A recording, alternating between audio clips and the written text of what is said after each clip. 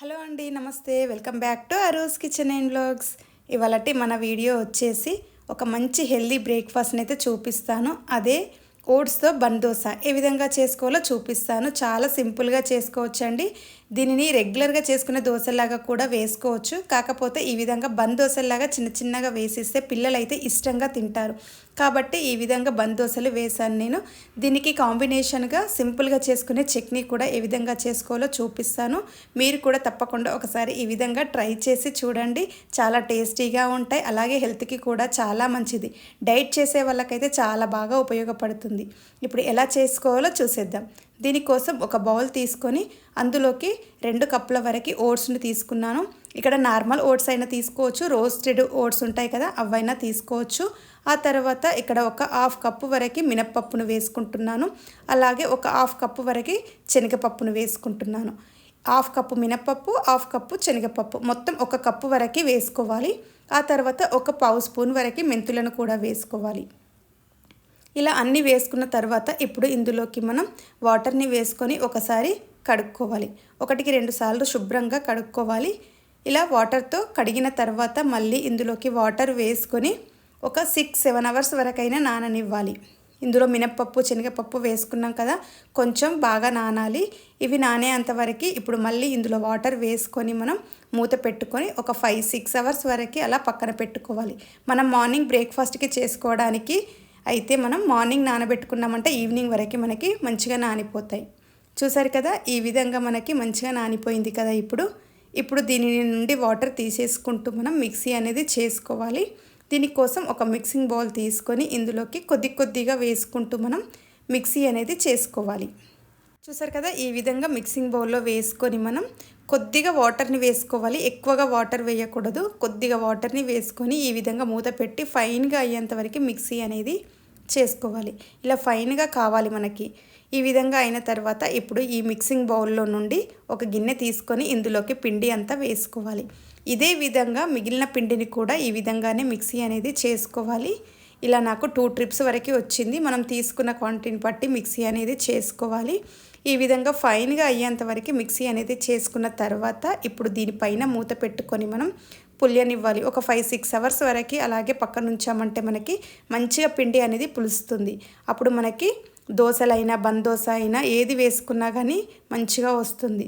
చూసారు కదా, ఈ విధంగా ఓవర్ నైట్ పెట్టాను నేను పక్కన. ఇలా మంచిగా పిండి అనేది పులిసిపోయింది. చూసారు కదా, ఈ విధంగా ఉంటే మనకి మంచిగా వస్తుంది. బన్ దోశ అయినా సరే, నార్మల్ దోశ అయినా సరే. ఇలా ఒక్కసారి అంతా బాగా కలుపుకొని ఇందులోకి కావాలంటే కొద్దిగా వాటర్ని వేసుకొని తగినంత సాల్ట్ వేసుకొని ఒకసారి మళ్ళీ అంతా బాగా కలుపుకోవాలి. చూసారు కదా, మనకి ఈ పిండి కన్సిస్టెన్సీ అనేది దోశ వేసుకుంటాం కదా మనం, దోశ బ్యాటర్ కన్సిస్టెన్సీ ఉంటే సరిపోతుంది మనకి. ఈ విధంగా ఒకసారి కొద్దిగా వాటర్ ఏమైనా అవసరం ఉంటే ఇంకాస్త అయినా వేసుకొని మంచిగా కలుపుకోవాలి. మనకి ఈ విధంగా జారుడుగా ఉండాలి. ఇలా ఉంటే మనకి దోశలైనా బన్ దోశ అయినా పర్ఫెక్ట్గా వస్తుంది. చూసారు కదా, ఈ విధంగా ఇప్పుడు పిండిని అంతా బాగా కలుపుకున్నాం కదా. ఇప్పుడు దీనిని పక్కన పెట్టుకుందాం. ఆ తర్వాత మనం చట్నీ కోసం ఒక మిక్సింగ్ బౌల్ తీసుకొని అందులోకి 1 కప్పు వరకు పచ్చి కొబ్బరిని వేసుకోవాలి. ఆ తర్వాత ఒక 1/2 కప్పు వరకు వేయించిన పుట్నాలు పప్పు ఉంటుంది కదా, దానిని వేసుకోవాలి. తగినంత పచ్చిమిర్చి, అలాగే 4-5 వెల్లుల్లిని కూడా వేసుకొని కొద్దిగా తగినంత సాల్ట్ వేసుకొని ఇప్పుడు దీనిపైన మూత పెట్టి కొద్దిగా వాటర్ని వేసుకుంటూ మిక్సీ అనేది చేసుకోవాలి.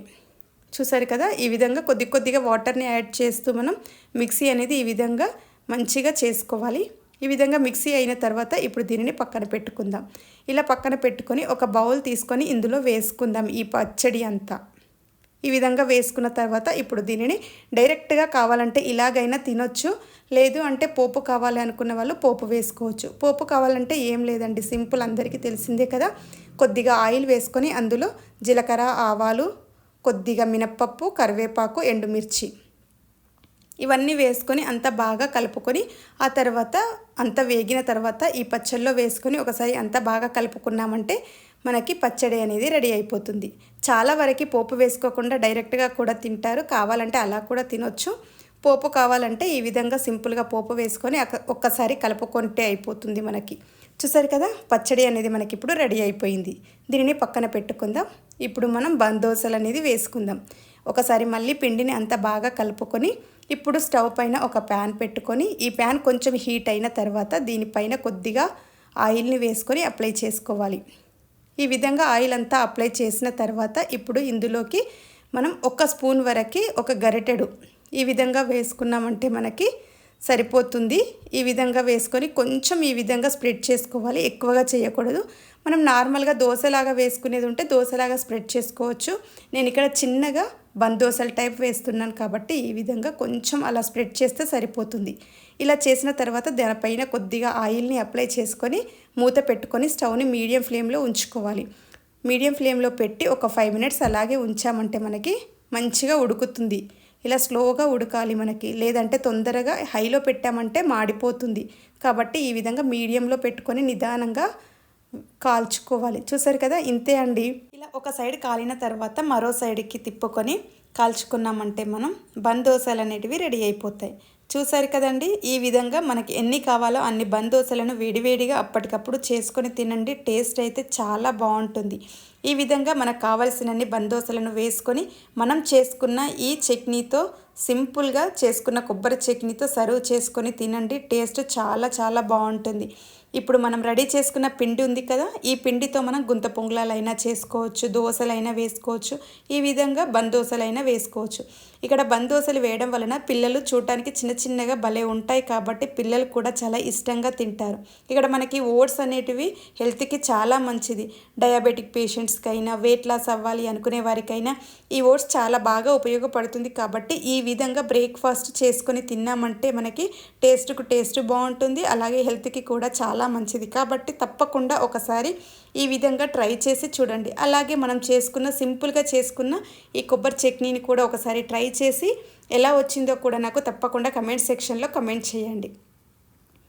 చూసారు కదా, ఈ ఓట్స్తో బందోసలను ఏ విధంగా చేసుకున్నామో మీరు కూడా తప్పకుండా ఒకసారి ట్రై చేసి ఎలా వచ్చిందో నాకు కమెంట్ సెక్షన్లో కమెంట్ చేయండి.